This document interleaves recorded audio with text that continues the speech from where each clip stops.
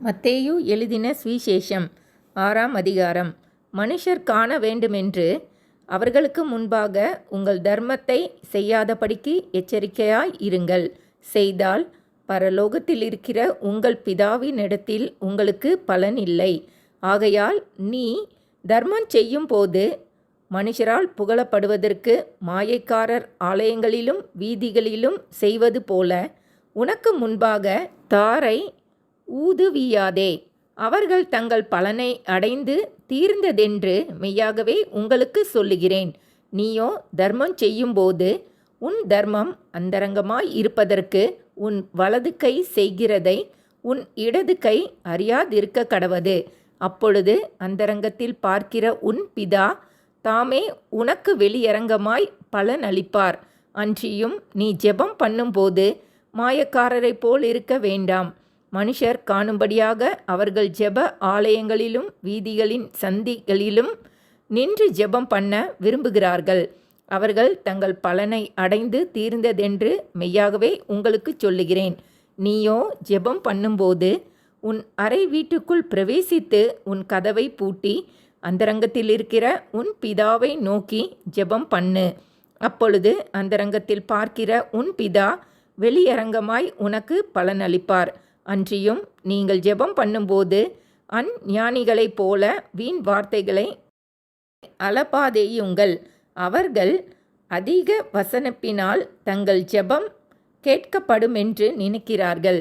அவர்களைப் போல நீங்கள் செய்யாதிருங்கள். உங்கள் பிதாவை நோக்கி நீங்கள் வேண்டிக் கொள்ளுகிறதற்கு முன்னமே உங்களுக்கு இன்னது தேவை என்று அவர் அறிந்திருக்கிறார்.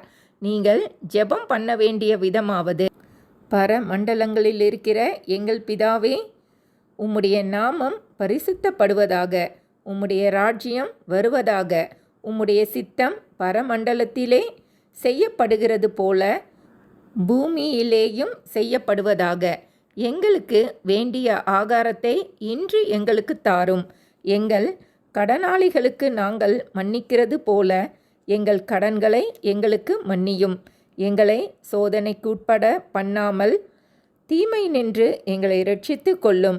ராஜ்யமும் வல்லமையும் மகிமையும் என்றென்றைக்கும் உம்முடையவைகளே. ஆமேன் என்பதே.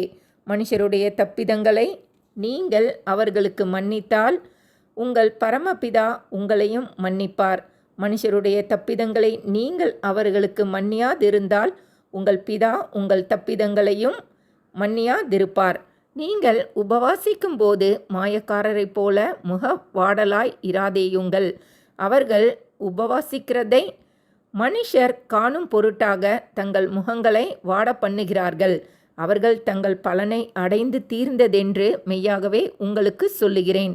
நீயோ உபவாசிக்கும் போது அந்த உபவாசம் மனுஷர்களுக்கு காணப்படாமல் அந்தரங்கத்தில் இருக்கிற உன் பிதாவுக்கே காணப்படும்படியாக உன் தலைக்கு எண்ணெய் பூசி உன் முகத்தை கழுவு. அப்பொழுது அந்தரங்கத்தில் பார்க்கிற உன் பிதா உனக்கு வெளியரங்கமாய் பலனளிப்பார். பூமியிலே உங்களுக்கு பொக்கிஷங்களை சேர்த்து வைக்க வேண்டாம். இங்கே பூச்சியும் துருவும் அவைகளை கெடுக்கும். இங்கே திருடரும் கன்னமிட்டு திருடுவார்கள். பரலோகத்திலே உங்களுக்கு பொக்கிஷங்களை சேர்த்து வையுங்கள். அங்கே பூச்சியாவது துருவாவது கெடுக்கிறதும் இல்லை. அங்கே திருடர் கன்னமிட்டு திருடுகிறதும் இல்லை. உங்கள் பொக்கிஷம் எங்கே இருக்கிறதோ அங்கே உங்கள் இருதயமும் இருக்கும். கண்ணானது சரீரத்தின் விளக்காய் இருக்கிறது. உன் கண் தெளிவாய் இருந்தால் உன் சரீரம் முழுவதும் வெளிச்சமாய் இருக்கும். உன் கண் கெட்டதாய் இருந்தால் உன் சரீரம் முழுவதும் இருளாய் இருக்கும். இப்படி உன்னிலுள்ள வெளிச்சம் இருளாய் இருந்தால் அவ்விருள் எவ்வளவு அதிகமாய் இருக்கும். 2 எஜமான்களுக்கு ஊழியம் செய்ய ஒருவனாலும் கூடாது. ஒருவனை பகைத்து மற்றவனை சிநேகிப்பான், அல்லது ஒருவனை பற்றி கொண்டு மற்றவனை அசட்டை பண்ணுவான். தேவனுக்கும் உலக பொருளுக்கும் ஊழியம் செய்ய உங்களால் கூடாது.